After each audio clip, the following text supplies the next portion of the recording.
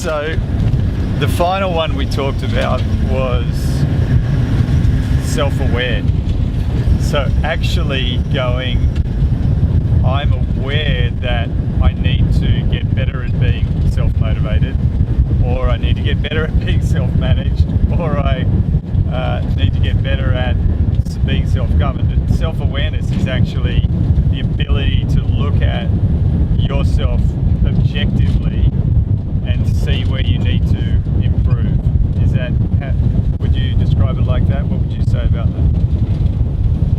Yeah, I think we have to be, we're all aware of our own awareness. We're all aware of our own inadequacies and our own weaknesses.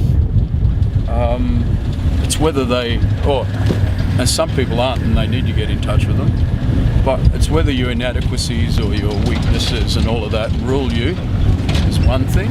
Yeah.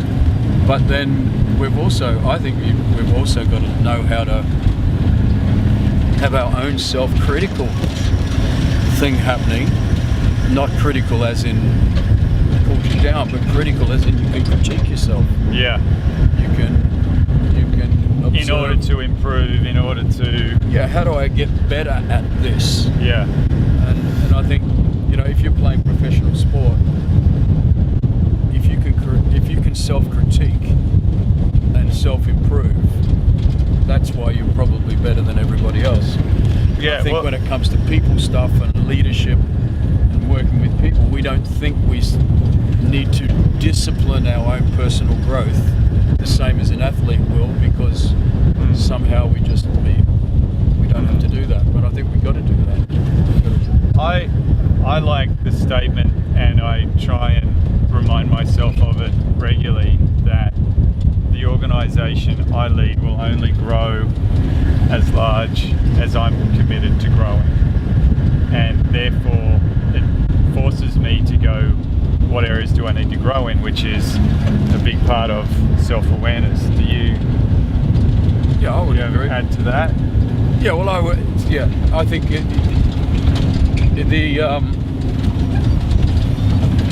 the organisation you lead, or whatever you're leading, is very linked to you. Yeah. And I always try and sit down and encourage people to sit down and say, if you want to think about, so what does the next level look like, which for the organisation, what does the leader of that organisation look like? Draw a picture of that. Now, how do I line up with that picture, or don't I? So what do I need to do to change me to line up with that picture of what someone needs to look like at that next level of the organisation? Yeah. And yeah, that's good. Being self-aware, there's... So that's good. That's good. Yeah, I got that one. That was a good one, wasn't it? Yeah. I like it. Our world is very self-obsessed, which is different from being self-aware. But I think people would confuse the two, because we actually, physically, we want to look better. We want to, have maybe aspire to have a better house, to have a better position, career. But some of those things aren't actually self-aware, it's more self-obsession. Do you have any way of explaining the difference? I know, because we can think we're being self-aware, but I think sometimes we're not self-aware, we're self-obsessed. Yeah, well, I think maybe it's when we get our eyes on the benefits that come with doing things. Yeah. And so with the reward and the benefit is more what I've got my eye on, rather than the accomplishment that brings about reward and benefit. Yeah. So when I'm self-aware, I'm always trying to accomplish something. When I'm self-obsessed, I'm focused on what I get for what I accomplish. Yeah. What I accomplish, and it's all about things, and as opposed to.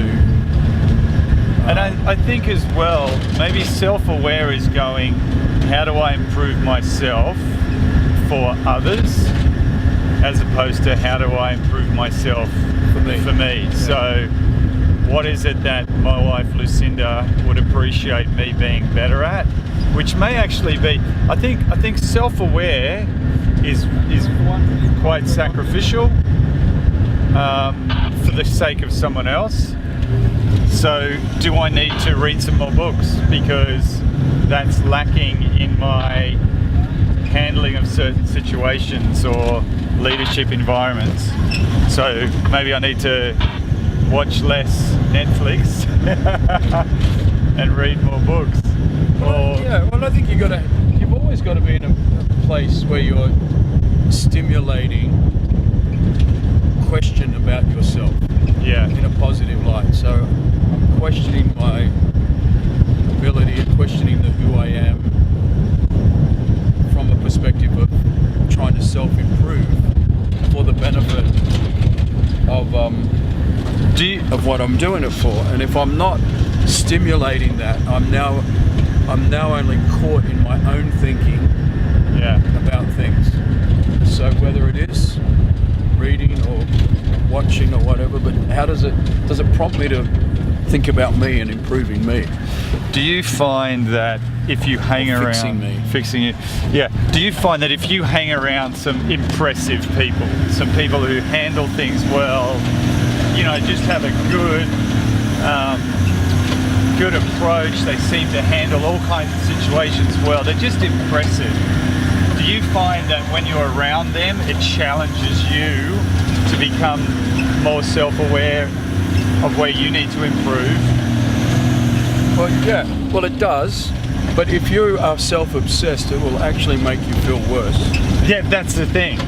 So if you're around really successful people, that you're in the field that you're in, if you're self-obsessed, they will highlight where you see your lack. Your weakness, your lack, If you're trying to improve the whom you are, you'll look at that and go, well, okay, I just saw what I need to. So a self-aware person will actually be attracted to those who are doing things better than they are further down the track, but a self-obsessed person may actually be critical, jealous, discouraged by... Well, that's all the fruits of being self-obsessed. Yeah.